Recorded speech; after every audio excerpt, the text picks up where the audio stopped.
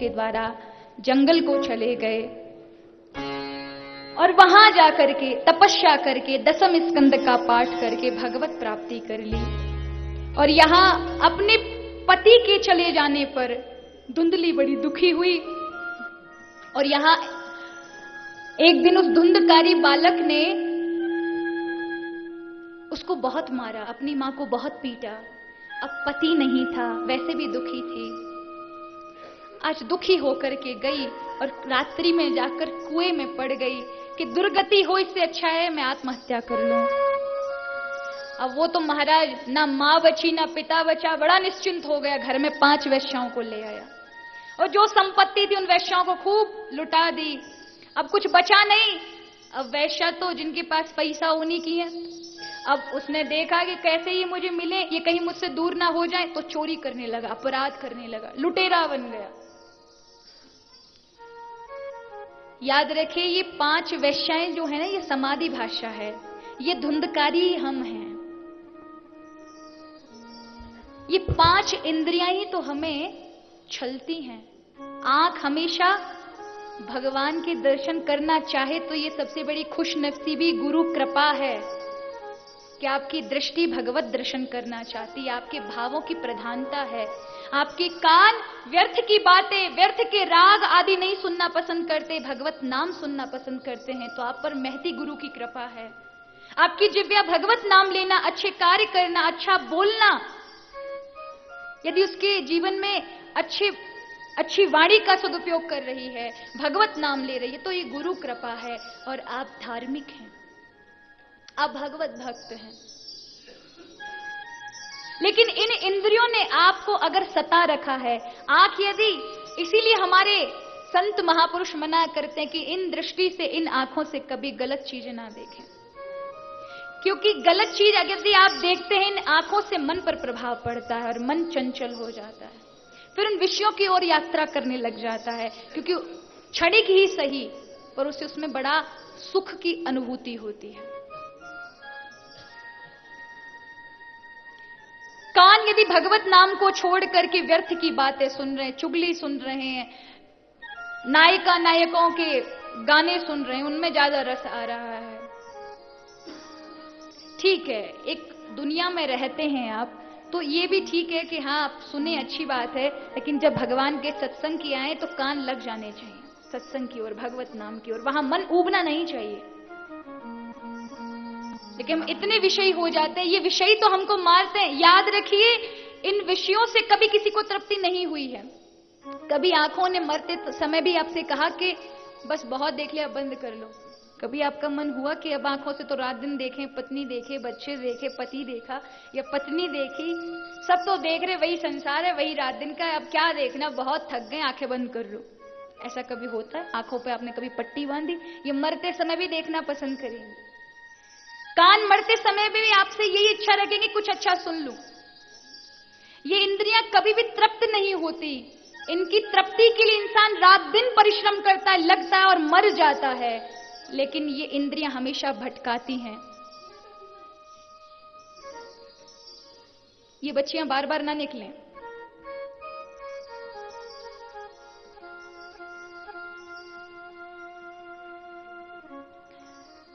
कृपा कर शांति का वातावरण बनाकर रखें, क्योंकि अशांत रहेंगे तो कथा मेरे से तो होती नहीं महाराज। मेरी आदत में अगर कहीं भी कुछ हलचल भी होती है तो भी कथा में व्यवधान हो जाता है, क्योंकि मैं यहाँ लिस्टेड बना के रखूं तो मुझे याद रहेगा मैंने ये टॉपिक पकड़ा है, अब मेरा टॉपिक छूट जाता है वहां से। मुझे कहाँ ठाकुर जी किस धारा पर बुलवा रहे हैं और कब क्या छूट जाए।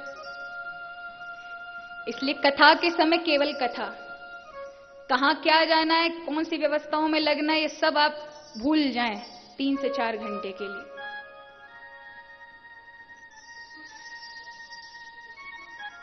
तो आज महाराज ये 5 वेश्याओं को लाकर रख लिया, धन कमाने लगा। हम भी तो करते हैं इंद्रियों की पूर्ति के लिए, क्या क्या नहीं करते, पूरा जीवन लगा देते हैं, पर ये इंद्रियां कभी तृप्त नहीं होती, फिर भी निराशा हाथ लगती है। आज गाय के बेटे ने देखा तो गया जी में जाके अपने माता पिता का पिंडदान कर दिया। यहां उन 5 वैश्याओं ने देखा कि बहुत सारा धन ये लूट लूट के लेकर धुंधकारी आ गया और बहुत सारा धन है, हम इसकी गुलामी कब तक करेंगी, क्यों ना इसका काम तमाम करके सारा धन लेकर अपन चली चलें। और महाराज रात्रि को योजना बनाई, वो बहुत सारा धन लूट कर लेकर आया और रात्रि में उसको बांध करके उसके मुंह में कोयले भर दिए, जलते हुए अंगारे, और तड़प तड़प की उसकी मृत्यु हुई। खोद गड्ढा और वहीं उसे गाड़ करके सारा धन लेके भाग गई।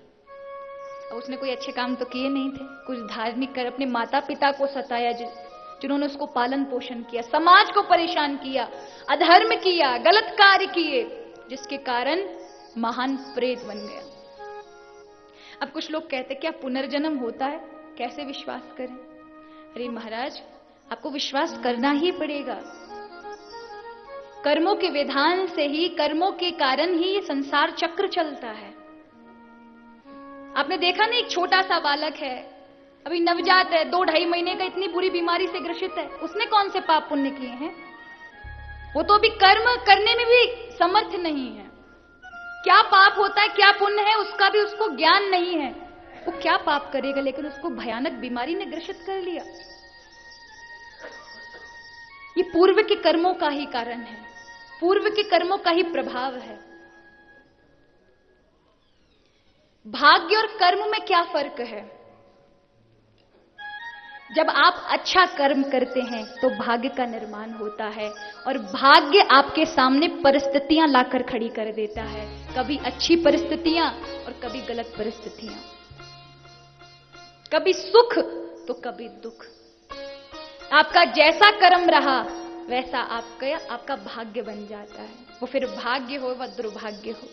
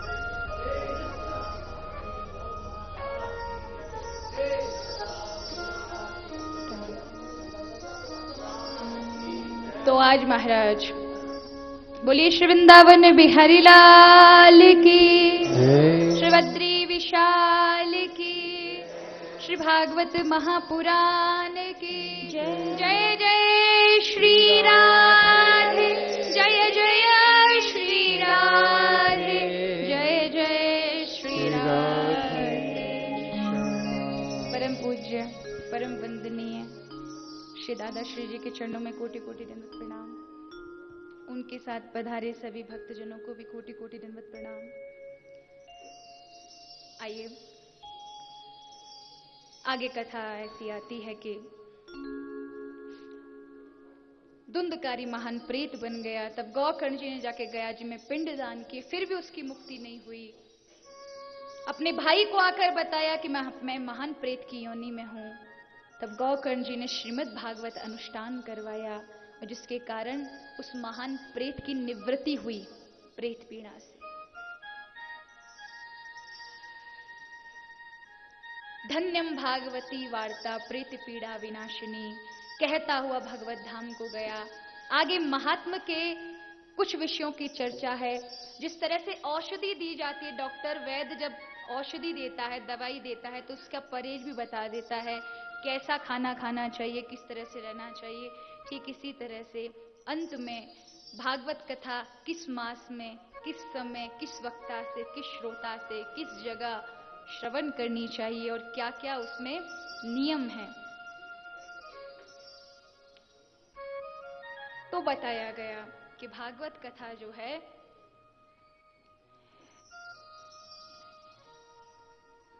कई मासों में आप श्रवण करके मोक्ष के अधिकारी बन सकते हैं। अश्विनो जो मार्ग से सुचिर नभा एता माशे कथारंभे श्रोत्राणाम मोक्ष सूचका। कार्तिक मास में, माघ मास में, अश्विनी मास में, फागुन मास में, इन मासों में यदि आप कथा श्रवण करते हैं, माघ मास में, पुरुषोत्तम मास में, इन मासों में आप श्रवण करते हैं तो मोक्ष के अधिकारी बनते हैं। लेकिन भागवत कथा मुहूर्त देखकर कभी नहीं करनी चाहिए, क्योंकि भागवत कथा का विचार जिस समय आए उससे अच्छा मुहूर्त कोई नहीं होता। कहा जाता है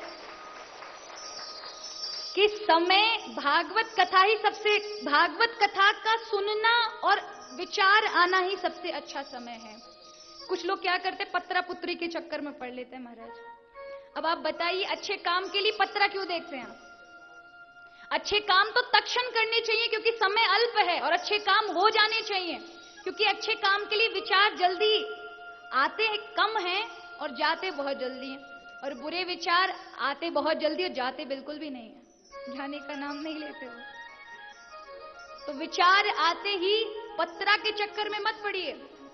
वही समय भागवत कथा का विचार आया, वही समय शुद्ध है, वही समय भागवत निर्धारित करती है, वही मुहूर्त उचित है। अब आप बताइए, अच्छे कामों के लिए आप पत्रा देखते हैं, जब बात आती है कथा की, कोई कहता है आप कथा नहीं करा रहे, बोले क्या करें, अभी गुरुजी ने पत्रा में देख के मुहूर्त नहीं बताया, अभी मुहूर्त नहीं है। अब आप बताइए, लड़ाई झगड़े के लिए आप मुहूर्त देखते हैं? गलत कामों के लिए आप मुहूर्त देखते हैं? कि पंडित जी से पूछे जाते हैं, देखना पत्रा में अभी मैं अपने पड़ोसी से कब लड़ूं, कौन सी तिथि में, कौन से वार में लड़ना है। इन सब में नहीं हम मुहूर्त देखेंगे, पर अच्छे कामों में हमें मुहूर्त ही देखना। अच्छी बात है मुहूर्त देखना, लेकिन जब भगवत अनुष्ठान की बारी आ रही हो, खासकर भागवत की बारी आ रही हो, तो आप मुहूर्त के चक्कर में मत पड़ना। प्राय बचपन में मैं मुहूर्त के चक्कर में पड़ती थी कि मुहूर्त हो तभी कथा करेंगे, पर महाराज जब से आदेश हुआ तब से मुहूर्त नहीं देखती मैं, कि मुहूर्त हो तभी करेंगे। भगवान का अनुष्ठान तो जितना समय, जिस समय हो जाए वही स्वल्प है, नहीं तो काल कालों के लिए टल जाया करता है।